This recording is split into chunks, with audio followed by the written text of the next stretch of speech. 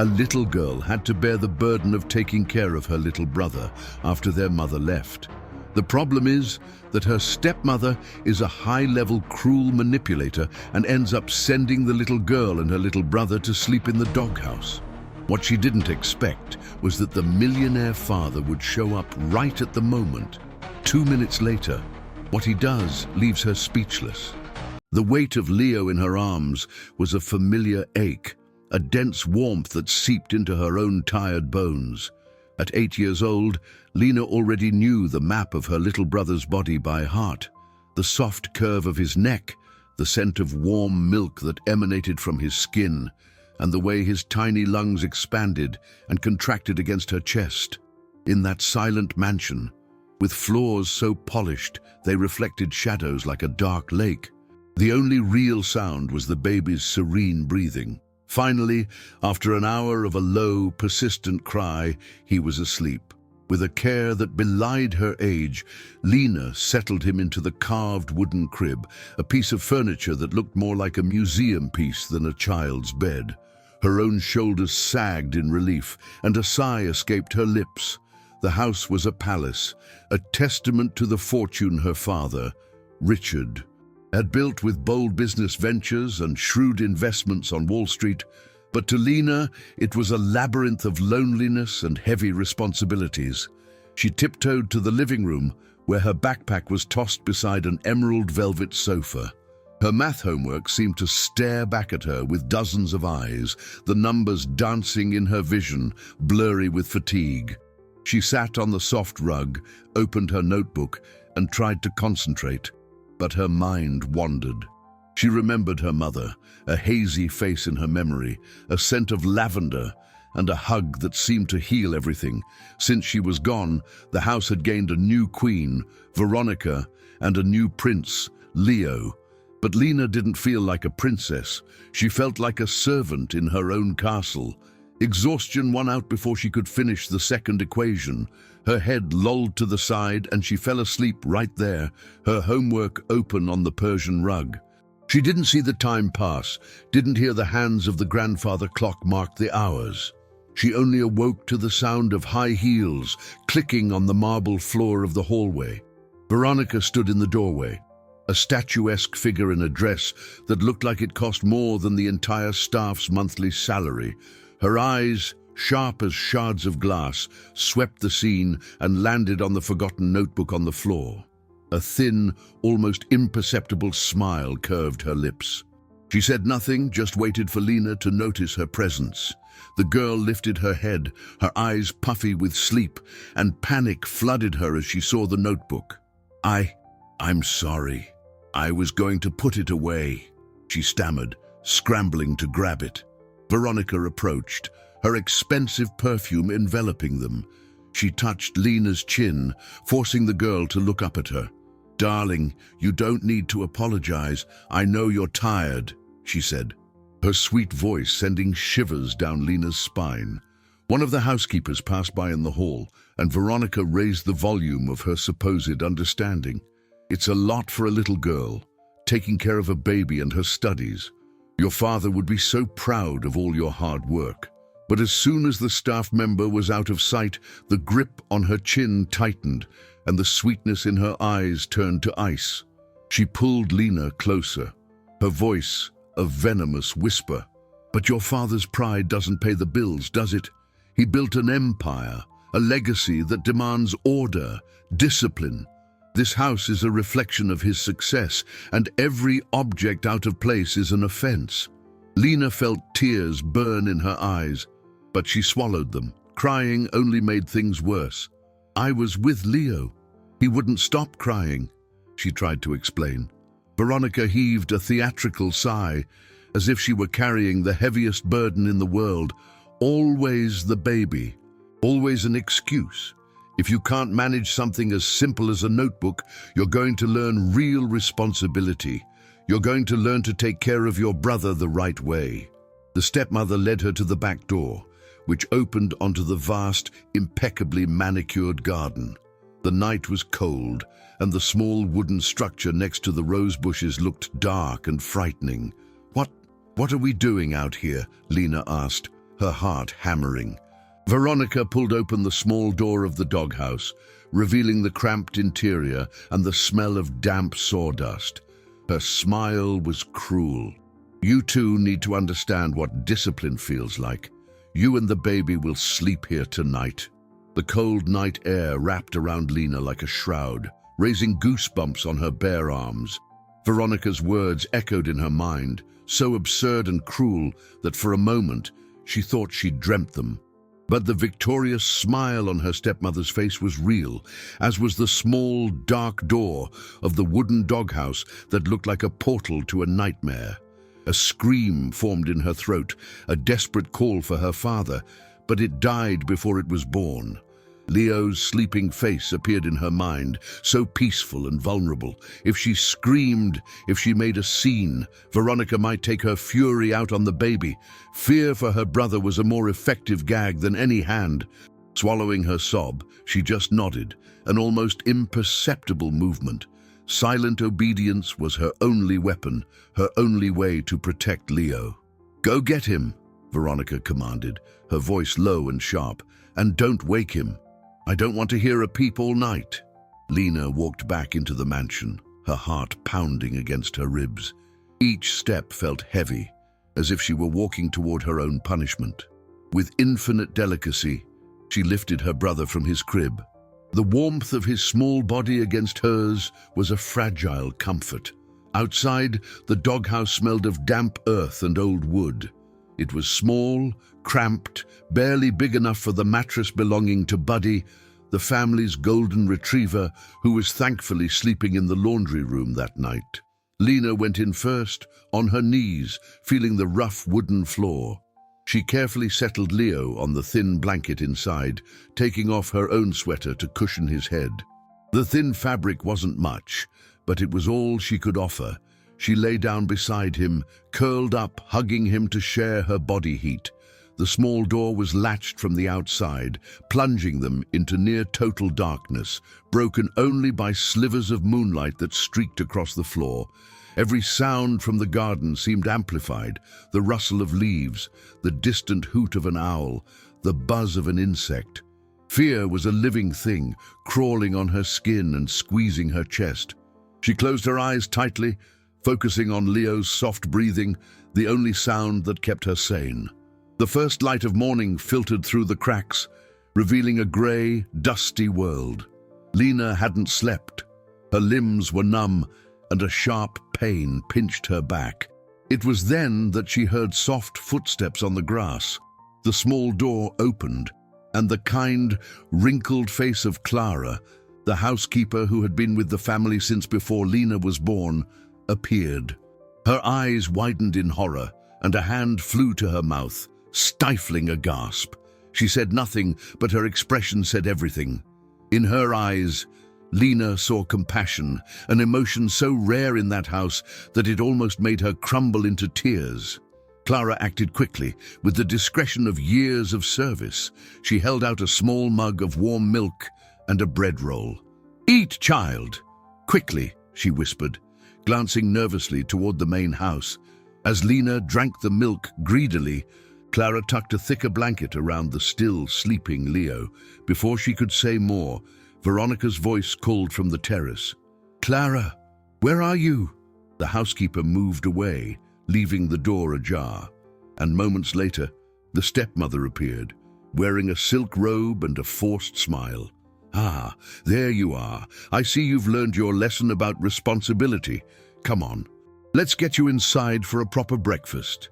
The kindness in her voice was a facade as thin as the fabric of her robe, a performance for anyone who might be watching. During breakfast, served at the immense dining table, Veronica announced the new rule. Since Lena has demonstrated that she doesn't appreciate the things she has, like the time and school supplies her father pays for with such hard work, we are going to practice frugality. She looked at the girl, a wicked glint in her eyes. "From today on, your food portions will be reduced. It's a way for you to learn the value of money, about how every penny of this family's fortune was earned through sweat and sacrifice." Later, hiding behind a linen curtain, Lena saw Veronica hosting two friends from the country club. They were laughing loudly, crystal glasses in hand, as her stepmother recounted a twisted version of the previous night. "She's so stubborn. Just a headstrong little thing, but I'm teaching her the value of discipline. A night in the fresh air does wonders for a child's perspective." The women laughed, agreeing. At that moment, a chill colder than the doghouse settled over Lena. She realized Veronica's cruelty wasn't just a secret between them. It was being turned into an anecdote, a joke told in the light of day. And she was the helpless protagonist, the problem child in need of correction. She was utterly alone. The days that followed were a haze of hunger and silence. At the table, Lena's plate was an island of white porcelain with a minuscule portion of food in the center, a stark contrast to the heaping plates served to Veronica and, when he was present, her father. Hunger was a constant ache in her stomach, but Veronica's satisfied gaze from across the table hurt even more. Lena learned to chew slowly, to make every bite last an eternity, to drink sips of water to fool the emptiness. She moved through the house like a ghost, her energy drained, her voice a whisper. The mansion, with all its opulence, had never felt so cold and empty. Her father called one night, his voice crackling on the line from some distant country where he was trading stocks and expanding his empire. "How's my princess?" he asked, and the tenderness in his voice was like a knife to Lena's heart. She glanced at Veronica, who was sitting in the armchair nearby, filing her nails, a subtle smile on her lips. "I'm fine, Daddy," Lena lied, her throat tight. "And how's Champ Leo?" "He's sleeping. Everything's fine." The conversation was short, filled with promises of gifts and a swift return. When she hung up, the fragile hope his voice had kindled turned into a desperate resolve. He loved her. He just didn't know. She had to tell him. That same night, long after the house lights had gone out, Lena crept out of bed. With a small flashlight, she made a tent with her blankets and took a sheet from her notebook. The pencil trembled in her fingers as she wrote the simple, direct words of an 8-year-old. "Daddy, please come home. Veronica is mean. She made me and Leo sleep in the doghouse. She doesn't give me enough food. I miss Mommy. I love you." Tears stained the paper, blurring some of the letters. She folded the letter into a tiny square and hid it inside her history book, between the pages that spoke of kings and castles. The small piece of paper felt like the heaviest thing in the world, a ticking time bomb of hope and fear. She just needed to find a way to send it without Veronica finding out. Maybe she could ask one of the drivers, or slip it into the mailbox when no one was looking. The opportunity never came. The following afternoon, as Lena tried to focus on her homework, Veronica entered her room with a stern expression. "Your father and I make a huge investment in your education, Lena. The least you can do is show some organization. Let's clean out this backpack of yours." Lena's heart went cold. It wasn't a request, it was an inspection. Veronica began pulling out the books one by one, flipping through them with cold efficiency. Lena held her breath when she picked up the history book. The stepmother opened it, and the small square of paper fluttered onto the rug. Veronica picked it up, unfolded it, and her eyes scanned the crooked lines. The silence in the room was deafening. Veronica's face didn't change, but her eyes hardened, becoming two pieces of onyx. Without a word, she stood up and motioned for Lena to follow. She led her to the library, a shrine to her father's business and wealth, and closed the heavy double doors. Then, with terrifying calmness, she tore the letter, first in half, then into quarters, then eighths, until Lena's words were just white paper confetti that she let fall into the wastebasket. She knelt in front of the girl, her face inches away. Her voice was a sweet poison. "Do you really think anyone would believe this?" she hissed, a letter full of childish drama. "Your father sees what I want him to see, a woman who manages his children and his assets with a firm hand." She gripped Lena's arm, her fingers pinching the skin. This is the first and last time you try something this stupid." A dangerous gleam lit her eyes, a dark promise that made Lena's blood run cold. "Because if you ever try to contact your father behind my back again, if you try to paint me as the villain, the next lesson in discipline won't be for you. It will be for Leo. And I will make absolutely certain that everyone, especially your father, believes it was all the fault of his careless, resentful older sister." Veronica's veiled threat lodged in Lena's chest like a shard of glass, a sharp pang with every breath. The torn letter, the truth discarded like trash, was the final nail in the coffin of her childish hope. Now she understood. There was no knight in shining armor coming to save her. Her father, immersed in his world of capital and dividends, saw only the perfect facade Veronica so carefully constructed. The stepmother's words about Leo echoed in her mind, a slow-acting poison that paralyzed any thought of rebellion. The image of her little brother, so fragile and dependent, became both her chain and her anchor. She would protect him, even if it meant sinking into her own silence. The mansion, once just a lonely place, had now become enemy territory. Every hallway was a minefield. Every closed door hid a potential danger. Lena began to watch everything with an attention no child should have. She noticed how the other staff members lowered their eyes when Veronica passed, the subtle fear in their gestures. They were like her, trapped in this woman's web, dependent on the money and power that emanated from the house.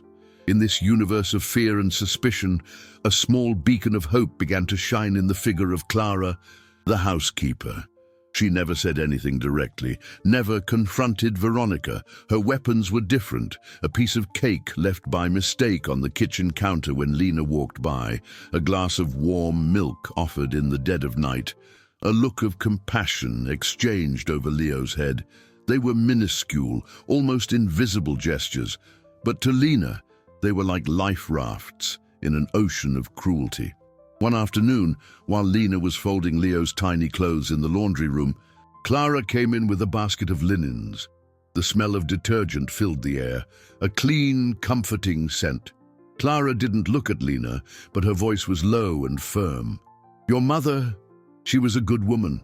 She liked to plant sunflowers by the kitchen window, said they always turn toward the light, no matter how dark it gets." Lena stopped folding a tiny blue sock, her heart aching with longing for a face she could barely remember. She just listened. "Hard times don't last forever, child," Clara continued, still not looking at her. "The truth is like the sun. It can hide behind the clouds, but it never stops existing." Before leaving, she placed her hand briefly on Lena's shoulder. The touch was light, but it conveyed a strength the girl hadn't felt in a long time. This brief conversation planted a seed of perception in Lena's mind. She wasn't completely alone. There was a silent ally within these walls, someone who saw the truth, even if she couldn't speak it aloud. She began to pay more attention to Clara. She saw how the housekeeper watched Veronica with keen eyes, how her expression would tighten when the stepmother berated Lena for some trifle. Once, Veronica accused Lena of leaving one of Leo's toys in the middle of the hall, a tripping hazard for anyone. As punishment, she took away the girl's dessert for 2 days. Later, Lena saw Clara discreetly pick up the toy and put it away in a drawer. The housekeeper knew it hadn't been Lena because she had tidied the children's room herself. There was no confrontation, no words exchanged, but the silent act was a declaration. Lena realized that Clara's loyalty wasn't to Veronica or the family's money, it was to a memory, to a promise perhaps made to her mother. The housekeeper was the silent guardian of the truth, and this realization changed something inside Lena. The fear was still there, but now, alongside it, grew a new feeling, that maybe, just maybe, she didn't have to fight this battle all alone. She just had to be patient, like a sunflower waiting for the sun to break through the clouds. The second week began with a new directive from Veronica, announced during a dinner where Richard joined by video call. his image projected on a large screen in the dining room. He looked tired, but smiled when he saw his children. "I'm closing a major deal," he said, his eyes shining with the thrill of another successful investment, a few more $1 million to be added to his vast estate. "I'll be home soon to celebrate." Veronica, seated at the head of the table like a queen, seized the opportunity. "Darling, I've been thinking a lot about everyone's well-being. The nights have been difficult." Leo is at that stage where he wakes up every couple of hours and his crying echoes through the whole house, disturbing everyone's rest, especially mine. She glanced at Lena, a mixture of false compassion and warning. "I think I've found a solution that will teach Lena even more responsibility and grant us all a little peace." Richard focused on stock charts on another screen, just murmured, "I trust you, my love. Do whatever is best." With her husband's tacit blessing, Veronica decreed the new rule. Lena would be solely responsible for Leo at night. "It's a way for you to build a stronger bond with your brother," she explained, with a calculated sweetness that made Lena's stomach churn. "I'm having his crib moved into your room. That way, when he cries, he won't wake the rest of the house. Just his responsible big sister." The change was immediate. That night, the small crib was installed next to Lena's bed. Her room, once her only refuge, had now become a watchpost. The first night was a blur of crying, diapers, and bottles. Lena barely slept. Leo's cries were a constant alarm that pulled her from short, fitful naps. She learned to rock him in the dark, to warm his milk in the small upstairs kitchenette, to change diapers with the agility of a veteran. But exhaustion was a relentless enemy. At school, her eyelids were heavy. The teacher's words became an indistinct drone, and the numbers on the math pages floated like insects. She handed in one incomplete assignment, then another. She received a note from her teacher, which she hid at the bottom of her backpack, terrified Veronica would find it. The stolen sleep made her slow, confused. One afternoon, while trying to pour herself a glass of juice, her trembling hands let it slip. The glass shattered on the kitchen floor, scattering shards and sticky liquid across the marble tile. Veronica appeared like a hawk, drawn by the noise. Her face twisted into a mask of contempt. "Useless," she hissed, the word hitting Lena with the force of a slap. "Can't you do anything right? On top of being lazy, now you're clumsy." She called Clara to clean up the mess, but made Lena stand there and watch. "Look at the trouble you cause for others. Your father spends a fortune to keep this house in perfect order, and you treat it like a pigsty. Every mistake, every small failure caused by exhaustion was used as ammunition by Veronica. In phone calls with friends, in casual encounters with neighbors at the gate, the narrative was always the same. Lena is going through such a difficult phase, lazy, uninterested. I don't know what to do anymore. I try to give her responsibilities to see if she'll mature, but it seems to make things worse." The image of the problem child was being solidified, brick by brick, in the minds of everyone in that social circle where appearances were the most valuable currency. Lena felt the stares, the whispers. She felt herself being pushed into a box, labeled and sealed. The worst part was the look of disappointment on her father's face when Veronica, during one of the video calls, mentioned Lena's decline in school performance. "She's been so distracted, darling. I don't think she's taking her studies seriously." Lena saw her father's smile falter for a second. He didn't defend her. He just said, "We'll talk about this when I get back, Lena." The connection was cut, but the disconnection between father and daughter had never felt so vast, a chasm of lies and exhaustion she had no strength to cross. Richard's departure for a last-minute business trip to Zurich was like the extinguishing of the last candle in a dark room. He said goodbye with a rushed hug, smelling of aftershave and the stress of closing a deal involving a new crypto fund. He promised Lena a special gift and told Leo to be a good boy, a distracted comment aimed at a baby who just gurgled in response. For Lena, her father's absence meant the removal of the last, already fragile barrier of protection. With him away, Veronica no longer needed to keep up appearances so rigorously. The cruelty, once veiled and delivered in whispers, now became bolder, more visible. The mansion transformed into a kingdom where her stepmother was the absolute monarch, and Lena and Leo were her helpless subjects.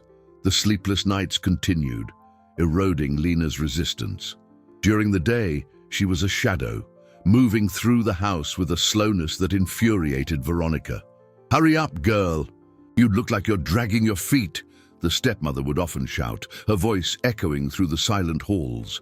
Meanwhile, Clara watched, her eyes, accustomed to seeing dust in the corners and smudges on the crystal, now registered a different kind of filth, one that couldn't be wiped away with a cloth. She saw the deep circles under Lena's eyes, the way the girl flinched whenever Veronica came near. She saw the nearly empty plates, the fatigue that made the small child's shoulders slump. Clara, who had served the family for over 20 years, knew the secrets of that house. She had watched Richard's first wife, Lena's mother, wither in a quiet sadness before she was gone. And now she saw history repeating itself in an even more perverse way. Clara's loyalty was an old, deep thing, a commitment not to the millionaire boss, but to the memory of the woman who planted sunflowers. She couldn't confront Veronica directly. She'd be fired on the spot, losing any chance to help. So she chose the only weapon she had: observation. She began to write things down in a small, black-covered notebook, the kind she used for shopping lists. She started to record the facts. She used simple, objective language, devoid of emotion. Tuesday, October 14th. Mrs. Veronica served Lena only one scoop of mashed potatoes and a few green beans for dinner. The girl asked for more but was ignored. Wednesday, October 15th. Heard the baby crying for nearly an hour after midnight. Light in Lena's room went on and off 5 times. Light in Mrs. Veronica's room remained off all night. Friday, October 17th. Lena fell asleep over her books in the library. Mrs. Veronica woke her by shouting, calling her lazy in front of 2 other staff members. She noted the dates, the times, the exact words she could overhear. The little notebook became a diary of cruelty, a silent testament to the injustice unfolding under the roof of that mansion. She hid it in an unlikely place, inside an old shoebox in the back of her closet, a place Veronica, with her contempt for anything old or common, would never inspect. Lena didn't know about the diary, but she felt Clara's watchful presence. The housekeeper always seemed to be nearby during the worst moments, a silent witness who would offer a comforting glance or a glass of water. One day, Lena was in the garden, pushing Leo's stroller back and forth, her eyes nearly closing with sleep. Veronica appeared on the patio. "Faster, Lena! The rocking will put him to sleep. Are you useless even at this?" Lena felt hot tears well up, but forced them back down. At that moment, she saw Clara at the kitchen window, drying a plate. Their eyes met for a fraction of a second. In the older woman's gaze, Lena didn't see pity, but something stronger, resolve. It was a fleeting moment, but it gave Lena the strength to keep pushing the stroller, to endure the cutting words, to believe that even in the deepest darkness, someone, somewhere, was keeping a light on for her. Lena's exhaustion had reached a saturation point. The world seemed to be underwater, with sounds and images reaching her in a distorted, sluggish way. In the classroom, her teacher, Mrs. Davis, was a distant hum, the letters on the blackboard twisting and dancing, refusing to form coherent words. She propped her head on her hand, but it felt too heavy for her frail neck. Her eyes would close for seconds that felt like hours, and she would dream of a plate of hot food, of her mother's lavender scent, of a soft bed in a silent room. Every blink was a small battle against the abyss of sleep that called to her. She didn't realize when the teacher stopped talking. She only noticed the silence when she felt a gentle hand on her shoulder. "Lena," Mrs. Davis said, concern creasing her brow. Are you feeling all right, dear? Lena lifted her head, the effort making her dizzy. Yes, Mrs. Davis, I'm just a little tired. The lie came out weak, unconvincing. The teacher watched her for a moment, noticing the dark circles, the pale skin, the thinness that seemed more pronounced each day. Come with me to my desk, please. I want to talk with you for a moment. On trembling legs, Lena stood up. The simple act of standing sent the world spinning violently. Her classmates' faces became colorful blurs, and the teacher's desk, only a few feet away, seemed to be on the other side of an ocean. She took one step, then another. I received another note about your incomplete assignments, Lena. And your last test. It's nothing like your previous work. Is there something happening at home that I can help with? The question, laden with a kindness she hadn't known in a long time, broke the last barrier of her resistance. She opened her mouth to answer, to tell the truth, to ask for help. But Veronica's words about Leo rose in her mind like sentinels, blocking the exit. The fault will be all the older sisters. Fear suffocated her. Before she could form a reply, a black veil descended over her eyes. The floor seemed to rush up to meet her, and the last thing she heard was her teacher's frightened scream. When she opened her eyes again, she was in the school nurse's office, lying on a small cot that smelled strongly of antiseptic. The nurse, a woman with graying hair and glasses perched on her nose, smiled down at her. "Hello there, young lady. You gave us quite a scare. You fainted from weakness. When was your last full meal?" Lena didn't know what to say. The nurse and Mrs. Davis exchanged a meaningful look. They tried calling her father, but the international number went to voicemail. The only option was the emergency contact, Veronica. Across town, the stepmother was trying on a designer gown for a charity gala, an event crucial for maintaining her image as a devoted wife and philanthropist. The ringing of her phone irritated her. Upon hearing the news, her first reaction wasn't concern, but a wave of cold fury. A complication, a problem that would tarnish her reputation. How would she explain a child fainting from weakness? It could lead to questions, investigations, a blemish on her carefully constructed status built upon the family's impeccable legacy. She arrived at the school in under 20 minutes, her face composed into a mask of a distressed mother. She swept into the nurse's office, the sound of her heels echoing in the quiet. There was Lena, small and fragile on the cot, and beside her, the nurse and the teacher, both with serious, probing expressions. Veronica rushed to the bedside. "Oh, my darling, what happened? Mommy was so worried." She stroked Lena's forehead, a gesture for the audience. But when her eyes met the nurse's, she realized the performance wasn't working. The woman's gaze was professional, analytical, and above all, skeptical. It was a look that said, "I know something is wrong here, and this story doesn't end today." The drive back to the mansion was conducted in a tense, frigid silence. Veronica drove the luxury car with aggressive precision, her perfectly manicured hands gripping the steering wheel. Lena, huddled in the passenger seat, could feel the waves of fury emanating from her stepmother. The show of the worried mother had ended the moment the school doors closed behind them. Now, only the raw, terrifying reality remained. As soon as the car stopped in the property's driveway, before the iron gates had even fully closed, Veronica turned to her, her eyes glittering like embers. "Do you have any idea what you've done?" she hissed, her voice low and dangerous. "You humiliated me. In front of that teacher, that nurse, they looked at me as if I were a monster. You've jeopardized everything your father and I have built. Our image, our status. A family's legacy like ours isn't just built on money, Lena. It's built on reputation."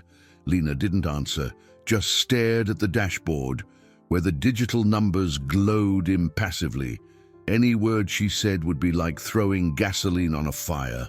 Inside the house, Veronica dragged her by the arm into the kitchen, where Clara was preparing dinner. The stepmother released her with a shove. "Fix her a plate," Veronica ordered Clara. her voice thick with a contempt she no longer tried to hide. "Apparently the little princess is malnourished. We can't have child services knocking on our door, can we? That would be a disaster for your father's business." Clara, without looking up, took a plate and began serving a generous portion of chicken and potatoes. Veronica watched every move, her foot tapping a rhythmic beat on the marble floor. When the plate was full, she snatched it from Clara's hands. "I'll take it. I want to have a private talk with my daughter." She guided Lena to the dining room, a vast and rarely used space dominated by a mahogany table that could seat 20. She placed the plate at the far end of the table, as far as possible from the chair where Lena sat. The smell of the hot food made Lena's stomach rumble painfully. "You're hungry, aren't you?" Veronica asked, sitting at the head of the table, an intimidating distance away. "You're going to eat, but first, you're going to listen to me." She leaned forward, her hands flat on the polished wood. "What happened today was a mistake. Your mistake, and it will not happen again. Do you understand?" Lena nodded, her eyes fixed on the steaming plate. "From now on, you will smile. You will tell everyone you're perfectly fine. You will make up an excuse for your fainting spell. A stomach bug, perhaps, or the heat. And at school, you will work twice as hard. Your grades will go up. You will be the perfect student, the perfect daughter, the perfect sister. Because if I get one more call from that school, if anyone so much as hints that something is wrong in this house, your next lesson in discipline and your little brother's will make this look like a walk in the park." She stood up, the chair scraping loudly. "Now eat. And remember, I am always watching." She left the room, leaving Lena alone with the food, the threat, and the echo of her words. Lena picked up her fork, her hands shaking. The food tasted like ash in her mouth. Each bite was swallowed with the bitter fear of what the future held. The fainting spell hadn't been a release. It had been the signing of her sentence, trapping her even deeper in Veronica's web of manipulation and cruelty. The days following the fainting spell were a well-rehearsed play, with Veronica as the director and Lena as the lead actress. Lena's meals became regular and complete, but every bite was supervised by the stepmother's hawk-like eyes. The food nourished her body, but Veronica's gaze poisoned her soul. She was forced to eat, not out of care, but to maintain the facade, to erase the physical evidence of neglect. The physical weakness gave way to an overwhelming mental exhaustion. Lena spent hours hunched over her books, forcing her tired mind to absorb facts and formulas. She became a homework machine, powered by fear. Any grade less than perfect, any negative comment from the school would be a weapon in Veronica's hands, a justification for a new lesson.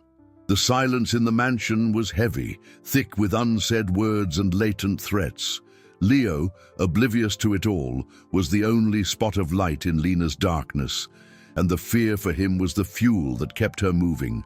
Veronica's opportunity to display her perfect family to the world came in the form of the annual school science fair. It was a major event, attended by influential parents, a social showcase where appearances were everything. "You will have the best project in your class," Veronica decreed, flipping through a luxury magazine. "Your father sends generous checks to that school, an investment in your education and the family's reputation. I want to see a return on that capital." Lena's project was a diorama of the solar system. She spent sleepless nights gluing styrofoam balls and painting planets with trembling fingers. One night, just 2 days before the fair, despair washed over her. Saturn wouldn't stay in place. The glue was smearing the black background meant to be space, and the glitter stars were getting everywhere.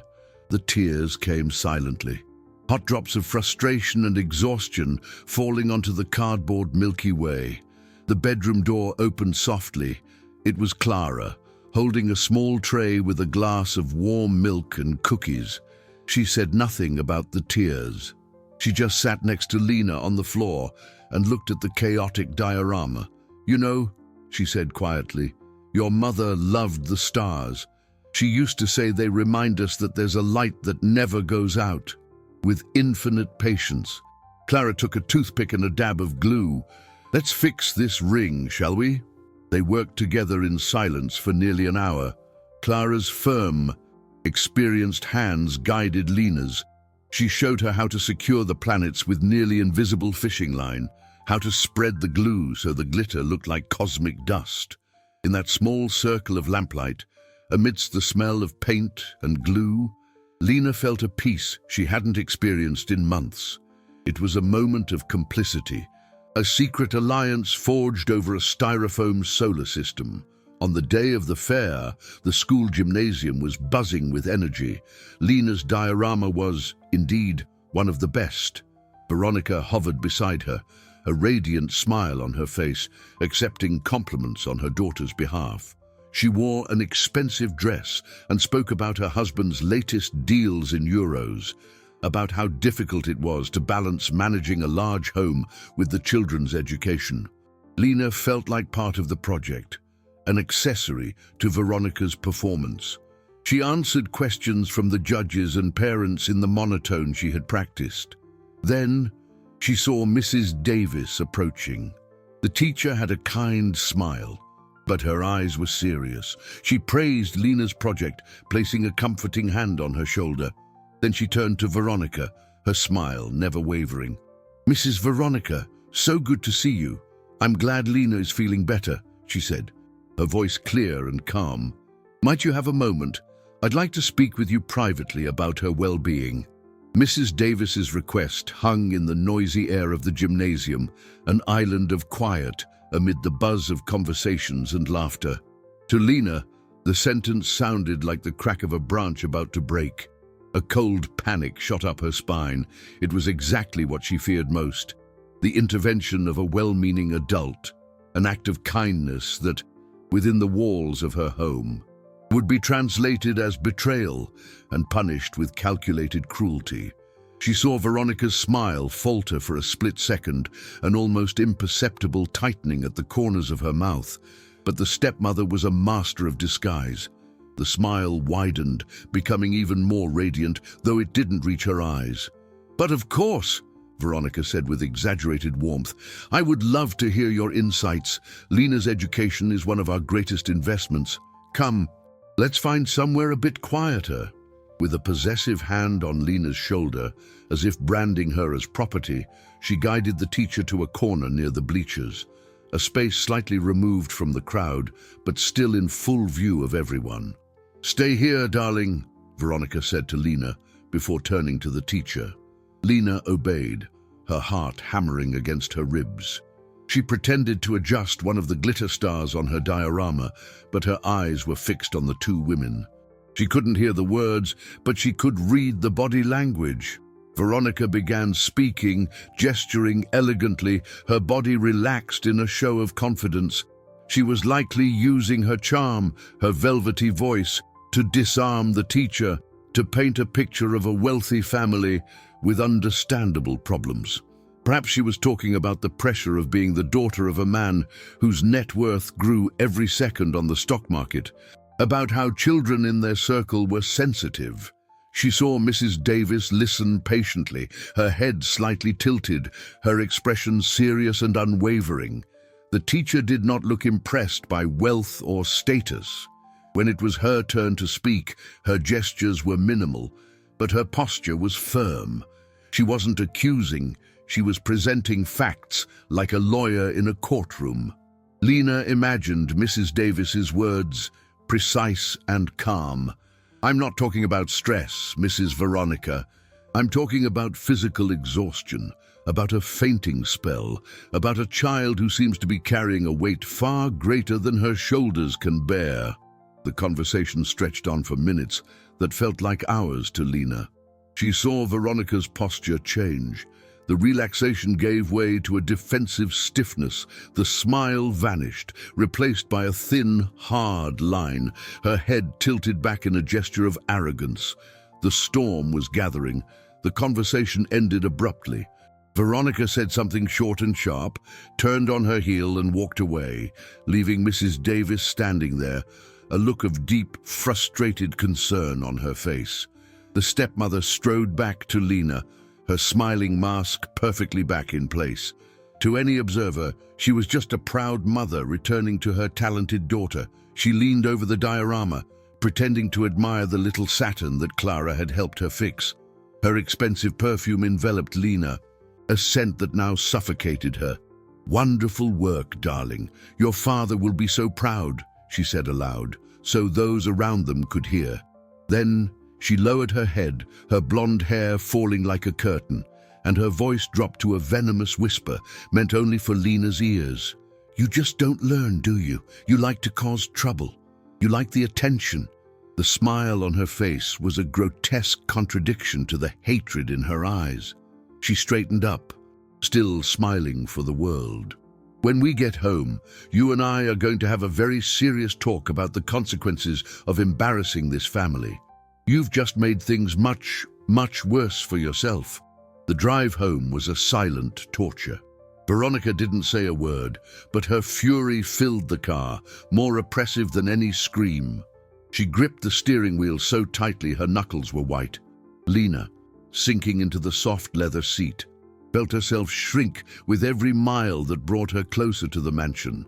The solar system diorama, now a trophy of her humiliation, sat on the back seat, the small planet spinning gently, oblivious to the storm about to break.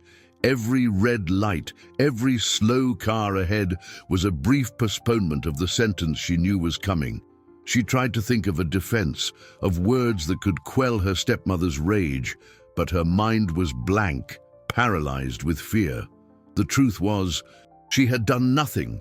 Mrs. Davis's concern was a consequence of Veronica's own actions, but Lena knew that in this private tribunal she would be the sole defendant. The blame, as always, would fall on her small, tired shoulders. As soon as the heavy iron gate closed behind them, sealing them off from the outside world, Veronica's facade disintegrated. She got out of the car, slammed the door, and waited for Lena to exit, her arms crossed, her face a mask of cold contempt. Inside, the house was eerily quiet. Clara had already retired to her quarters, and the other day staff had gone home. They were alone. Veronica led her into the living room, the same spot where, weeks ago, a forgotten notebook had started this whole nightmare. "You think you're so clever, don't you?"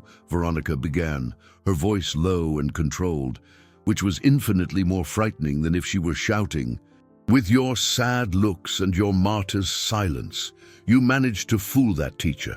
You made her look at me, the woman who gives you this luxury roof over your head and the clothes on your back, as if I were a monster." She paced the room, touching the expensive art objects, the symbols of the wealth she so prized. "But you don't understand anything about the real world, about what it takes to maintain all of this." She stopped in front of Lena, her eyes flashing. "Your father built an empire on trust, on image. Every stock trade, every investment in gold or crypto depends on the perception of others.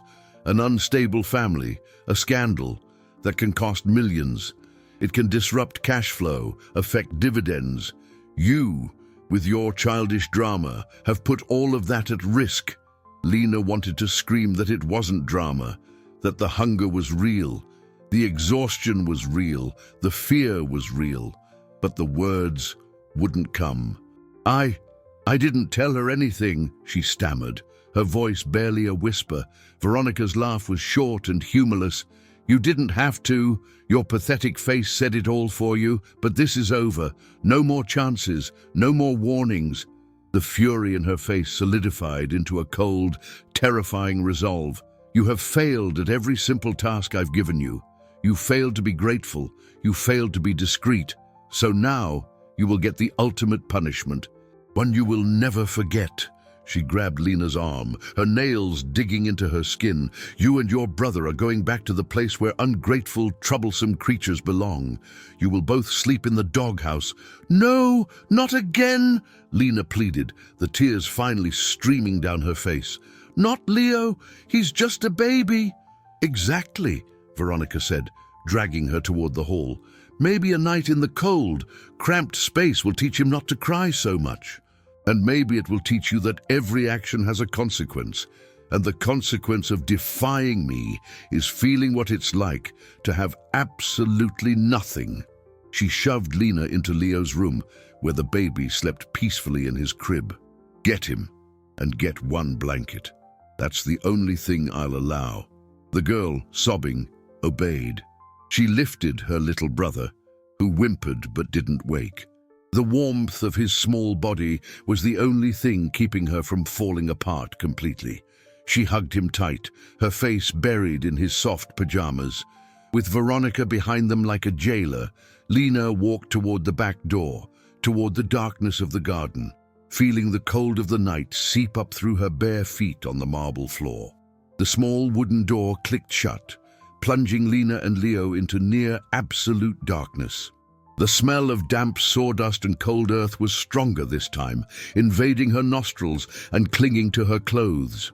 Outside, she heard Veronica's footsteps retreating on the grass, firm and merciless, and then the sound of the back door closing. The silence that followed was profound, broken only by Leo's soft breathing and the sound of the wind sighing softly through the rose bushes. With infinite care, Lena knelt on the rough floor. It was colder than last time, a chill that sank into her bones. She arranged the single blanket Veronica had allowed, folding it several times to create a sort of nest for her brother. She placed him gently in the center and lay down beside him, curving her own body in a protective arc, trying to create a human barrier against the cold and the hard floor. Leo whimpered in his sleep, sensing the change in his surroundings, and snuggled against her.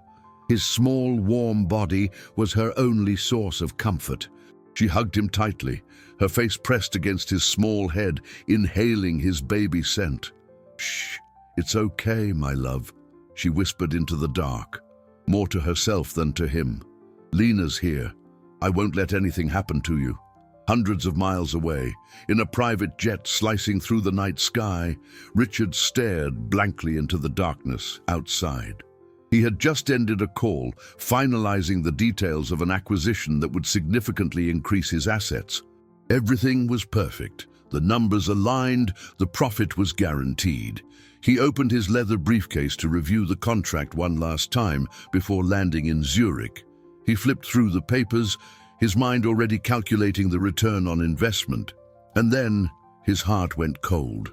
The attached folder with the signed diligence documents, the crucial paperwork he needed for the morning meeting, wasn't there.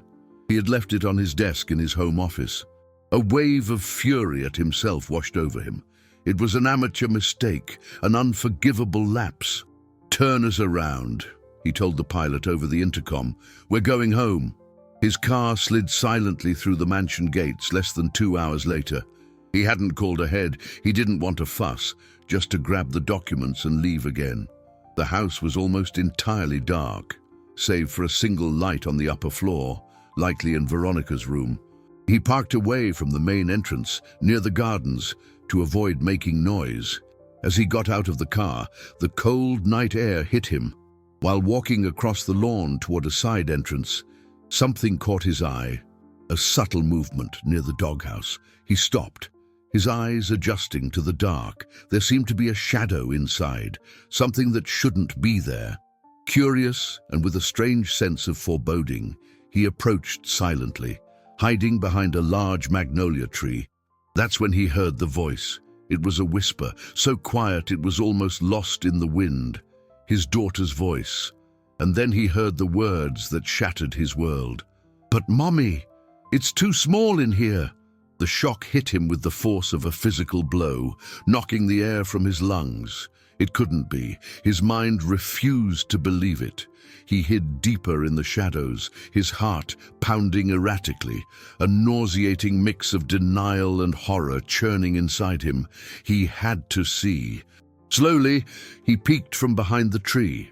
The moon cast a pale beam of light on the scene, and he saw the silhouette of his daughter huddled over, holding a small bundle that could only be Leo.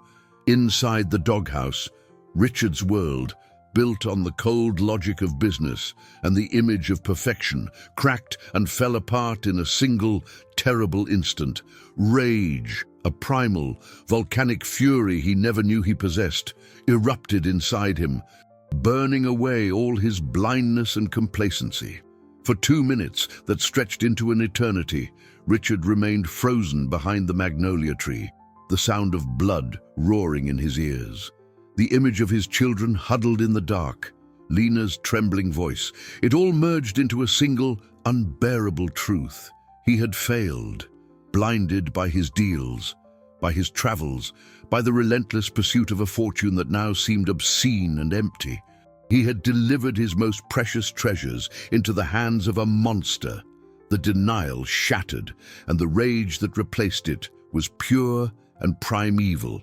Unable to control himself for another second, he strode out from the shadows, his body shaking with a fury he didn't know he possessed. "Veronica!"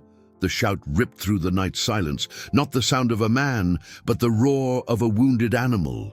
He ran to the doghouse, the perfectly manicured lawn crushed under his expensive shoes, and knelt, yanking open the small door. Lena's eyes went wide, filled with tears and a terror that broke him in two. With a gentleness that contrasted with the violence of his voice, he scooped her into his arms, and then little Leo. The children clung to him, seeking refuge in the father who had finally awoken. The patio light flicked on, and Veronica appeared, a silk robe wrapped around her, her expression of surprise quickly shifting into a mask of control. "Richard, darling, what are you doing here? I thought you were in Zurich," she began, her voice syrupy. The lights of a neighboring house blinked on, a sign that the commotion had not gone unnoticed. "What is going on here?" Richard demanded, his voice low and lethal as he walked toward her, his children held securely in his arms. Veronica attempted a condescending smile. "Oh, darling, it's nothing. Just a way of teaching responsibility. Lena has been so difficult. It was just a lesson." But Richard's blindness had been burned away. "A lesson," he repeated, the word dripping with sarcasm. "You call this a lesson? Leaving my children in the cold, in a place for animals, while you were worried about the family's image, about our legacy, about what others think of our wealth. This is what was happening under your nose." He took a step forward, and she retreated. "He heard everything, Veronica. The lies, the excuses, your cruelty disguised as discipline." He raised his voice so any curious neighbor could hear. "This girl and this baby will never suffer this kind of humiliation again. Never." The confrontation happened right there in the lit-up backyard for anyone to see. Clara, awakened by the shouting, appeared at the back door, her face a mixture of shock and relief. "Pack your things," Richard said to Veronica, his voice now devoid of all emotion, which was even more terrifying. "I don't want to see you in this house when the sun comes up. Get out." Veronica's mask finally fell, revealing panic, the power, the status, the access to a limitless fortune. It was all being ripped away. She began to stammer, to protest, but he simply turned his back on her, cutting her out of his life and his children's with absolute finality. Inside, he carried the children to the kitchen. He sat Lena on a chair and rocked Leo, who had started to whimper. With hands that still shook, he prepared a glass of warm milk for his daughter. Clara approached, and her eyes met Richard's. No words were spoken, but a deep understanding passed between them. She took Leo from his arms, soothing him with a soft murmur. Richard knelt in front of Lena. "Forgive me," he said, his voice thick with emotion. "Daddy was blind, but I'm here now. And everything is going to change." He wiped her tears with his thumb. "Tomorrow, we're going to redecorate your room, and we'll put Leo's crib right next to your bed. Not because you have to take care of him, but because you're a team, because you're my family." Lena looked at him, and for the first time in a very long time, a small, fragile glimmer of hope shone in her eyes. The next morning dawned differently. not with the tense, oppressive silence of before, but with a soft quiet filled with the forgotten sounds of a home. Birdsong drifting through an open window and the low, comforting murmur of a father's voice. Lena woke up in her own bed, and for the first time in months, there was no crib beside it. She heard Leo's cry from the room next door, the master bedroom, and then Richard's voice, calm and a little clumsy, singing an off-key lullaby. She got up and peeked through the door. She saw her father, a man who commanded boardrooms and traded fortunes in multiple currencies, rocking the tiny baby with a tenderness that made Lena's heart swell. In that moment, she knew last night's promise was real. The changes were immediate and tangible. Lena's room was transformed. Painters arrived and covered the walls in a sunny yellow she chose herself. A corner of the room was beautifully arranged for Leo, with a new crib and colorful mobiles, not as a forced workstation, but as a space of togetherness and affection. Richard cancelled all his trips. He traded spreadsheets of his financial assets' profitability for storybooks and feeding schedules. He sat with Lena at the kitchen table to do homework, rediscovering patience as she explained the mysteries of long division. He learned to cook, and the kitchen, once a sterile territory of controlled portions, filled with the smell of baking cakes and the sound of laughter when flour ended up in his hair. Clara became the indispensable ally in this new routine. Discreetly, she gave Richard her small black notebook. As he read the dry, factual entries, Richard felt a wave of shame and gratitude. The housekeeper's silent proof solidified his decision, showing him the cruelty ran even deeper than the scene he had witnessed. She was kept on not as an employee, but as part of the fabric of this rebuilt family, far away, in a luxury hotel paid for with what was left of her pride. Veronica was experiencing the true meaning of liability. Stripped of access to the capital, legacy, and status she had coveted, she faced an emptiness no amount of money could fill. For the first time, the bitter taste in her mouth wasn't from an expensive wine, but from the regret of having mistaken power for happiness. 3 weeks after that terrible night, on a sunny Sunday afternoon, Richard took the children into the garden. He spread a large blanket on the grass and sat with them. Lena, now with a sparkle in her eyes and color in her cheeks, made funny faces at Leo, who giggled with a pure, crystalline sound. Richard watched her, his heart overflowing with a kind of profit no stock on Wall Street could ever yield. He saw a few neighbors in their own yards, the same ones who used to observe the perfect facade and comment at social events. They were watching now, not with morbid curiosity, but with a quiet admiration for the transformation they saw. Richard pulled Lena close and held her small, warm hand. He looked at her face, then at his son's, and then he raised his voice, clear and firm, so that anyone who wanted to could hear, declaring his new and unshakable truth to the world. "These 2 children are my greatest asset. Nothing else matters.